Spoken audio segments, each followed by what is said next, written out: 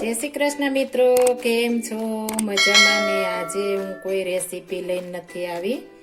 આજે હું તમને એક રીત બતાવીશ, એકદમ ઈઝી અને ફટાફટ બની જાય તેવી, અને આખા વર્ષ માટે આપણે એવા ને એવા દાણા રહીએ એ રીતના હું તમને રીત બતાવીશ. આપણે માંડવી લીધી છે, સિંગ કે છે તે. આપણે આ સિંગ આખા વર્ષ માટે સારી નથી રહેતી અને બી પણ બહાર નથી રહેતા આપણે સિંગ દાણા હોય તે. તો તેને આપણે કઈ રીતના સાચવવા અને કઈ રીતના આપણે આખા વર્ષ માટે સ્ટોરેજ કરવા તે હું તમને બતાવીશ. આપણે એકદમ સરસ અને સરળ રીતથી હું તમને બતાવું છું કે આપણે કઈ રીતના આખા વર્ષ માટે સ્ટોરેજ કરવા સિંગદાણા. આ સિંગદાણા સ્ટોરેજ કરવા માટે મારે સિંગ છે. આપણે આ સિંગને આપણે આ રીતના બી કાઢી લેશું, બધા સિંગદાણા ને ફોતરાને આપણે અલગ કરી લેવાના છે. આ રીતના આપણે બધા સરસ ચોખ્ખા કરીને ફોલવાના છે. અંદર જો સડેલ હોય કે ઝીણો દાણો હોય તે આપણે કાઢી લેશું અને આ રીતના બધી ફોલી લેવાની છે. આપણે સડેલ દાણો એક પણ રહેવા દેવાનો નથી. જો સડેલ હશે તો આપણી સિંગ બગડી જશે, આપણા સિંગ દાણા બગડી જશે. એટલા માટે આપણે આ રીતના સરસ ચોખ્ખા ફોલીને આપણે રાખવાના છે.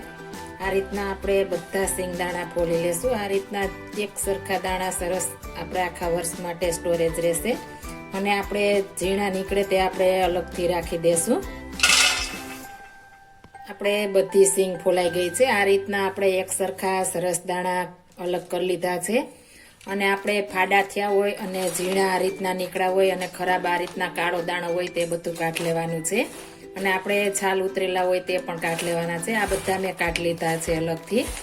આ રીતના આપણે બધા અલગથી કાઢી લેશું તો આખા વર્ષ માટે આવા આવા આપણે રહેશે. એટલે આપણે સરસ દાણા હોય તેનો સ્ટોરેજ કરવાનો છે. અને આને આપણે શેકીને શાકમાં કે ગમે તેમાં ઉપયોગ કરી શકીએ છીએ. આપણે આ ફેંકી નથી દેવાના. હવે આપણે આ સિંગદાણા એકદમ સરસ ચોખા તૈયાર થઈ ગયા છે. હવે આગળની રીત બતાવું છું આપણે કઈ રીતના કરવા તે. આપણે કોઈ પણ એરપેક ડબ્બો લઈ લેવાનો છે.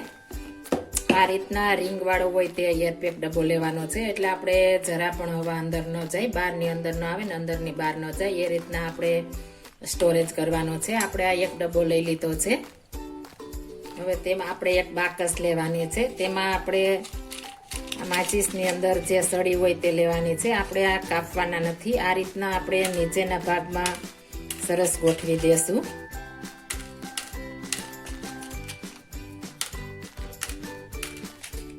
આ રીતના કરશો એટલે તમારા આખા વર્ષ માટે આવા આવા બિયા રહેશે, જરા પણ નહીં બગડે. આપણે સરસ નીચે મુકાઈ ગઈ છે. હવે તેમાં આપણે બિયા નાખી દઈશું.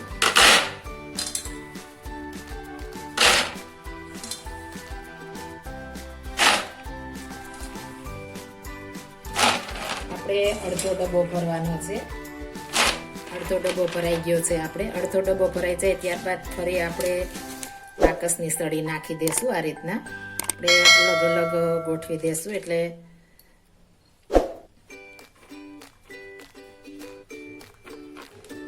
હવે તેમાં આપણે ફરી બિયા નાખી દેશું.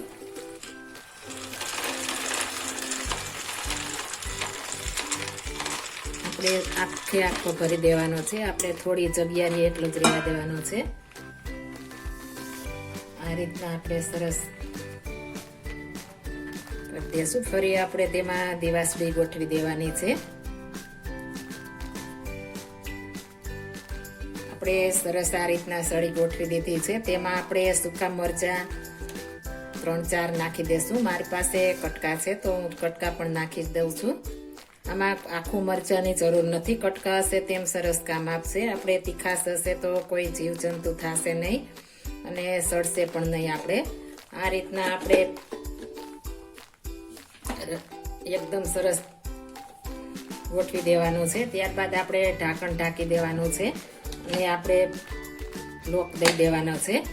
આ રીતના તમે રાખશો તો આખા વર્ષ માટે આવા આવા રહેશે. અને જ્યારે તમારે જોઈએ ત્યારે આપણે સળી અને એક સાઈડ કરીને આપણે બિયા કાઢી લેશું અને ત્યારબાદ ફરી ઉપયોગ કરવા માટે જેટલા જોતા એટલા લઈને આ રીતના લઈ લેશું. ફરી પાછી આપણે સળી ગોઠવી દેવાની છે મરચાં તે.